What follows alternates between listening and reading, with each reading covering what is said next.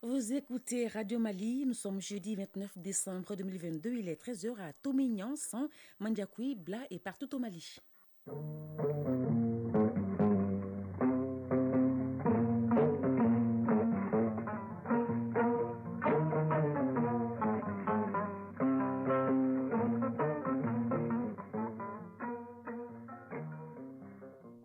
Le journal, Salimata Dao. Bienvenue à cette deuxième édition de la journée dont voici les titres. La 4e semaine de la lutte contre le VIH-Sida est lancée. Le site des déplacés de Sénou a servi de cadre pour la cérémonie de lancement. La dernière semaine du mois de lutte contre la maladie a pour thème mettre fin aux inégalités en situation de conflit. Nous sommes en fin d'année et habituellement, cette période enregistre de nombreux cas d'accidents. Ainsi, la NASER intensifie ses campagnes de sensibilisation.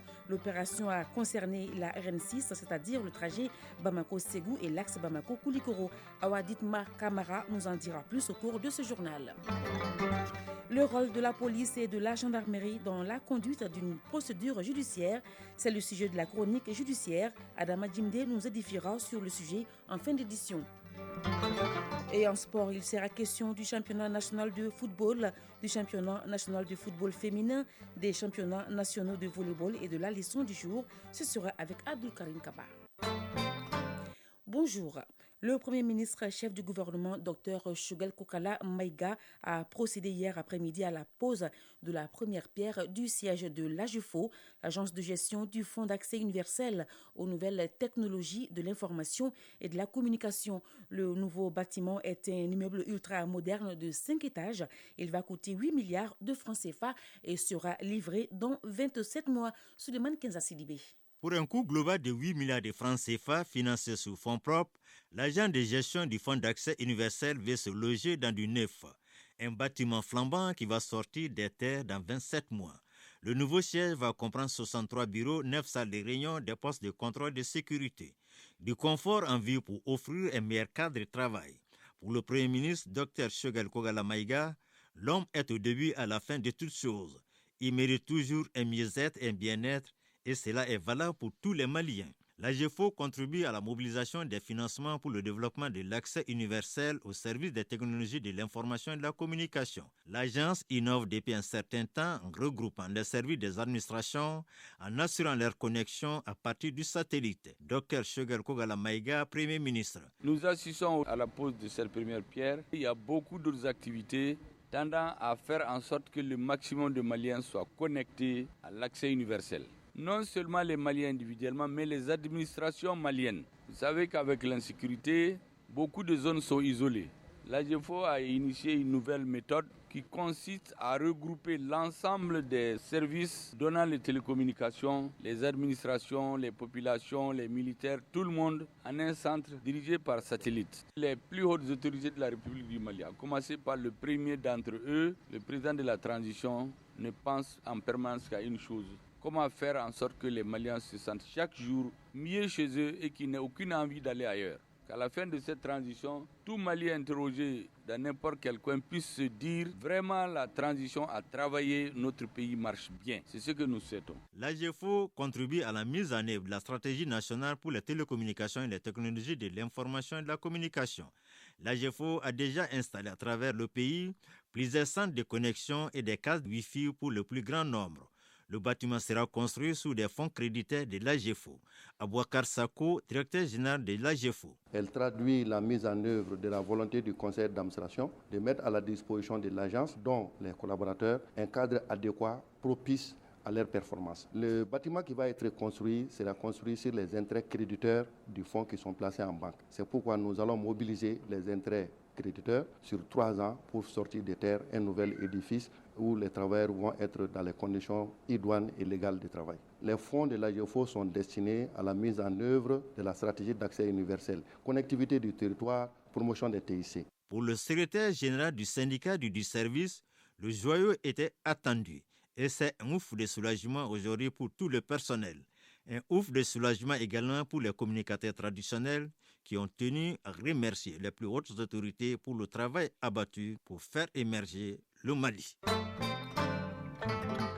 Le ministère de la Promotion de la Femme, de l'Enfant et de la Famille, en collaboration avec le département de la Réconciliation nationale, de la paix et de la cohésion nationale, ont choisi le site des déplacés de Sénou pour lancer la 4e semaine du mois de lutte contre le VIH-Sida. Placée sous le thème « Mettre fin aux inégalités en situation de conflit », la journée a été marquée par des séances de sensibilisation et de dépistage. Reportage Sorona Kamisoko. Le site des déplacés de Sénou est constitué d'environ 400 familles. Ici, les femmes et les enfants constituent la majorité. À ce titre, ils sont directement touchés par tous les fléaux qui frappent le site, notamment la pandémie du VIH-Sida, d'où la présence des 2 départements, à savoir la promotion de la femme et celui de la réconciliation nationale. Il s'agit, à travers ce lancement, de venir en aide à ces couches défavorisées. Dr Isiaka Moumouni connaît, secrétaire exécutif du Haut Conseil national de lutte contre le VIH-Sida. Les conséquences économiques et sociales, les conflits armés accentuent la vulnérabilité des populations civiles face au VIH. Cette vulnérabilité se traduit par des inégalités d'accès aux services primaires de base. C'est ainsi que le nouveau cadre stratégique traite expressément les actions nécessaires pour prévenir le VIH et atténuer les effets du virus sur les populations vulnérables, notamment les personnes déplacées. Le thème retenu cette année est « Mettre fin aux inégalités en situation de conflit ». Sayon Doumbia, secrétaire général du ministère de la Promotion de la Femme, de l'Enfant et de la Famille.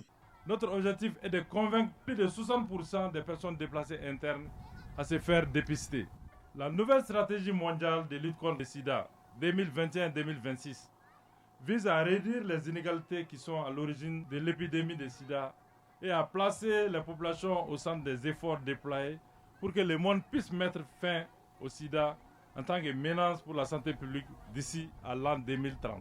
Cette journée de lancement de la 4e semaine de la lutte contre le VIH-Sida a été marquée par des séances de sensibilisation et de dépistage du VIH-Sida. Nous sommes dans la mouvance des fêtes de fin d'année et la Naser intensifie ses campagnes de sensibilisation sur les différents axes routiers. L'opération a concerné la RN6, c'est-à-dire le trajet Bamako-Ségou et le trajet Bamako-Koulikoro. La démarche consiste à sensibiliser les usagers de la route afin de réduire le taux d'accident de la circulation routière. Une approche saluée par les usagers qui se sont soumis volontiers aux questions de la Naser et ses partenaires que sont la police nationale et la gendarmerie nationale. Les détails d'une journée de sensibilisation de la Naser avec Awadit Makamara.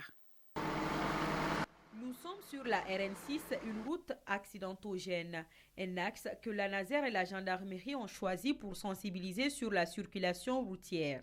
Mamadou Traoré, sexagénaire de son état, n'oubliera pas de sitôt ce quart d'heure. Pourtant, il a toute une histoire liée à la circulation routière. Ma femme est décédée des suites d'un accident de circulation en 2017. Quelqu'un nous a cogné de derrière. Elle est tombée et morte sur les champs.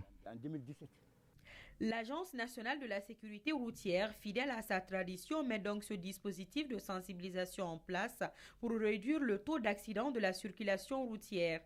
Ousmane Meiga, directeur de la Naser. Malheureusement, il ressort de nos statistiques de décembre, on dénombre le plus grand nombre d'accidents de la circulation routière. Et donc c'est pourquoi nous allons accentuer encore les campagnes de sensibilisation et les contrôles sensibilisation. De la RN6 en passant par l'axe Bamako-Koulikoro, les échanges ont porté sur l'excès de vitesse, la surcharge, le port de la ceinture de sécurité et du casque. Toutes les couches étaient concernées. Abdoulaye Traoré, usager. À partir d'aujourd'hui, je ne sortirai pas sans le casque. Fatoumata Traoré, usager. Une fois à la maison, je donnerai des conseils aux enfants. Pour la réussite de l'opération, la Naser est accompagnée par la police et le groupement motorisé de la gendarmerie.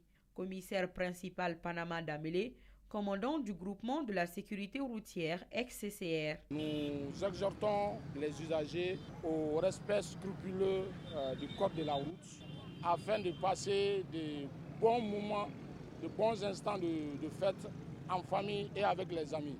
Sans oublier le port du casque pour les conducteurs des engins à 2 roues et à 3 roues. Lieutenant-colonel Sitafa Traoré, commandant du groupement motorisé de la gendarmerie nationale. Le constat est positif parce que nous constatons que les passagers commencent à comprendre, même les tricycles. Comme le dirait l'autre, la route tue. Prudence est mère de sûreté. Hors de nos frontières, au Gabon, la circulation des trains reste interrompue depuis le 24 décembre dernier à la suite d'un glissement de terrain qui a détruit près d'1 kilomètre de rails. 5 jours après ce grave accident, les populations redoutent une flambée des prix des produits de première nécessité. Hier, le gouvernement a tenu à rassurer les populations sur les mesures prises en attendant la reprise du trafic ferroviaire dans un délai non encore indiqué. Le gouvernement a demandé à la Société gabonaise des transports d'engager des travaux sans délai afin de créer une voie de liaison qui permettrait de garantir le transport des marchandises, en particulier les produits de première nécessité. Aux Comores, les binationaux ne pourront plus être candidats à la présidentielle. Malgré les contestations, la loi sur l'élection du président de l'Union des Comores a été votée en plénière hier mercredi. Il faut être comorien par filiation pour espérer diriger les Comores un jour. C'est ce que prévoit la nouvelle loi sur l'élection présidentielle. Pour ce qui est des Comoriens par naturalisation, la porte du palais présidentiel leur est définitivement fermée, même s'ils venaient à renoncer à leur autre nationalité. Un glissement de terrain fait un mort et 3 disparus dans le sud des Philippines, a annoncé la police ce jeudi. Cela porte à 33 le nombre de morts dans tout le pays du fait des dernières pluies. Les autorités poursuivent leurs recherches pour retrouver au moins une vingtaine de personnes après les fortes précipitations survenues durant le week-end de Noël. Ces précipitations ont provoqué des inondations et des glissements de terrain dans les régions du centre et du sud des Philippines.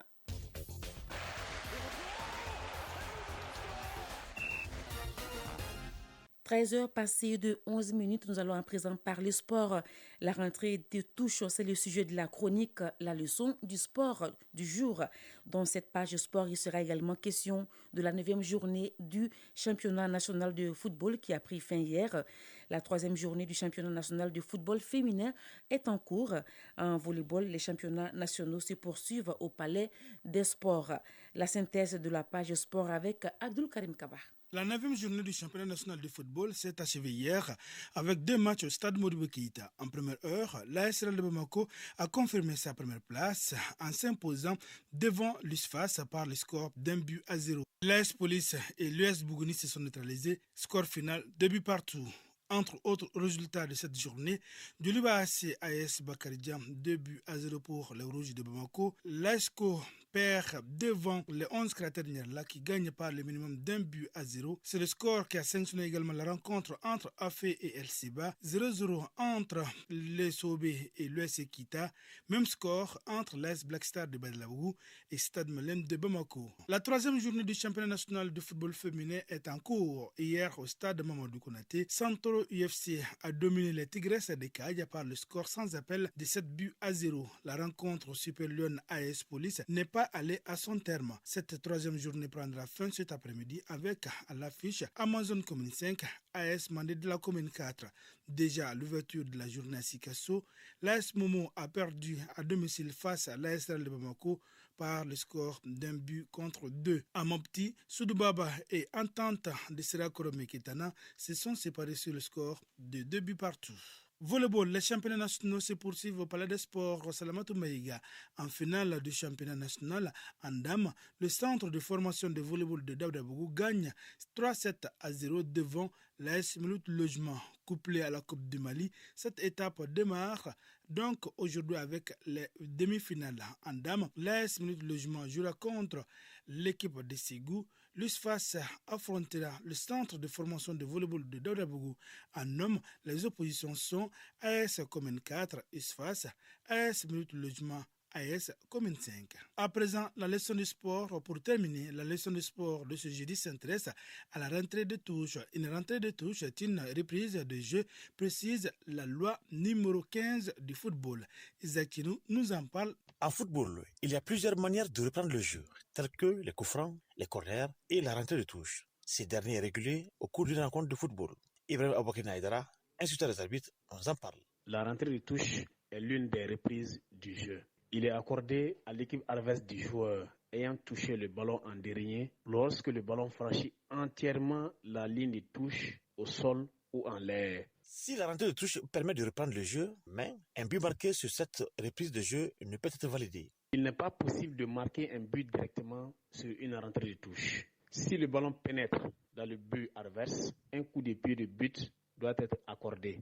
Si le ballon pénètre dans le but de l'exécutant, un corner doit être accordé. Une rentrée de touche exige des règles. S'il n'est pas effectué dans les normes, le ballon est remis à l'équipe adverse. Au moment de la rentrée de touche, l'exécutant doit se tenir debout face au terrain, avoir au moins partiellement les deux pieds sur la ligne de touche ou à l'extérieur du terrain, lancer le ballon des deux mains depuis la nuque et par-dessus la tête depuis l'endroit où le ballon est sorti du terrain. Sur une rentrée de touche, le ballon est en jeu dès l'instant qu'il pénètre sur le terrain. Si le ballon touche le sol avant d'entrer sur le terrain, la rentrée de touche devra être rejouée par la même équipe et au même endroit. Si la rentrée de touche n'est pas effectuée correctement, elle devra être rejouée par l'équipe adverse. Sur une rentrée de touche, une fois que le ballon est en jeu, l'exécutant retouche le ballon avant que celui-ci ait été touché par un autre joueur, un coup franc indirect est accordé. Et si l'exécutant commet alors une main, un coup franc direct est accordé. Un penalty est accordé si l'infraction s'est produite à l'intérieur de la surface de réparation de l'exécutant, sauf si celui-ci était le gardien de but et qu'il retouche le ballon dans sa surface de réparation, auquel cas un coup franc indirect est accordé. Un joueur de l'équipe adverse qui distrait ou gêne abusivement l'exécution de la rentrée de touche doit être averti pour comportement antisportif. Chronique judiciaire. Pour prétendre gagner un procès, il faut au préalable connaître le type de juridiction à saisir. Et pour qu'une procédure judiciaire aboutisse, il faut une bonne enquête judiciaire menée par la police ou la gendarmerie. Le rôle de ces deux corps est indispensable dans la conduite d'une procédure judiciaire. Chronique judiciaire, une réalisation de Adama Djimdi. Les officiers de police judiciaire, qui sont les policiers et les gendarmes, mènent toujours des enquêtes afin de conduire au mieux une procédure judiciaire. Ces derniers sont chargés de veiller à la sécurité des personnes et de leurs biens. En tout état de cause, en cas d'infraction commise par un individu, les officiers de police judiciaire doivent forcément intervenir. Seba Lamine Kone, conseiller à la cour d'appel de Caille. Les pouvoirs de l'OPJ sont très étendus. L'OPJ, dès qu'il a connaissance de la commission d'une infraction de ce genre, il se transporte immédiatement. Après avoir avisé le procureur de la République, il se transporte immédiatement sur le lieu de l'infraction. Il peut procéder à des perquisitions, il peut procéder à des saisies, il peut procéder à des interpellations, il peut procéder à des mesures de garde à vue contre toute personne qui est susceptible d'être soupçonnée comme étant et en faisant partie de la commission de l'infraction. Donc il y a ce qu'on appelle en matière de crimes flagrants, effectivement, les gens qui sont poursuivis par la clameur publique, quelqu'un qui est pourchassé par la clameur publique parce qu'on vient de le surprendre en train de commettre une infraction. Ou bien quelqu'un qui vient d'être surpris, peut-être détenant des objets qui ont soit servi à commettre une infraction, ou bien qui est même le produit de l'infraction. Donc dans un laps de temps, toute personne qui est trouvée en possession d'un objet de ce genre, on peut ouvrir une enquête de crime flagrant ou de délit flagrant contre cette personne. Après la commission d'une infraction, les citoyens doivent forcément connaître le type de juridiction à saisir pour éviter de perdre son procès, bien que sa requête soit fondée. C'est Balamine Kone. Quelqu'un qui a de l'argent avec son débiteur, au lieu de venir saisir le juge civil, il va saisir par exemple le procureur de la République pour abus de confiance, pour escroquerie. À la suite des enquêtes, on se rend compte que non, c'est plutôt une dette civile. La dette civile étant dépénalisée, le procureur a beau enfermer quelqu'un en prison, un jour le tribunal va le relaxer. Alors que la créance est bel et bien fondée, puisque la créance ne résulte pas d'une infraction, ne résulte pas d'une manœuvre frauduleuse, ne résulte pas de tromperie, ne résulte pas d'un vol par exemple, ou bien d'une escroquerie, malgré que la créance elle est fondée, la question d'argent elle est fondée, le tribunal sera obligé de déclarer la personne non coupable et relaxer purement et simplement des fins de poursuite. Et tout de suite, l'intéressé va s'en prendre à la justice pour dire que la justice est cela, parce que tout simplement les règles de procédure sont ignorées par les intéressés. Quand est-ce qu'il faut saisir le procureur? Quand est-ce qu'il faut saisir le tribunal civil? Il faut le savoir. Sinon, on peut avoir la vérité de son côté. Et quand on emprunte le mauvais chemin, ce mauvais chemin ne peut qu'aboutir à quelque chose qui n'est pas potable. C'est dire que la connaissance des règles procédurales ou de la nature des cours et tribunaux à saisir constitue un élément fondamental dans une procédure judiciaire. Alors, il est 13h passé de 19 minutes. C'est la fin de cette édition qui vous a été présentée par Salimata Dao, mise en onde Bintou Traoré, Sidi Koulibaly, coordination et réalisation Ousmane Dao. Sékou Traoré a assuré la transmission sur nos différentes plateformes digitales. Restez connectés sur votre radio nationale. Kani Keita s'installe tout à l'heure pour la lecture des avis et communiqués. Merci de votre fidélité à Radio Mali. Bonne suite du programme.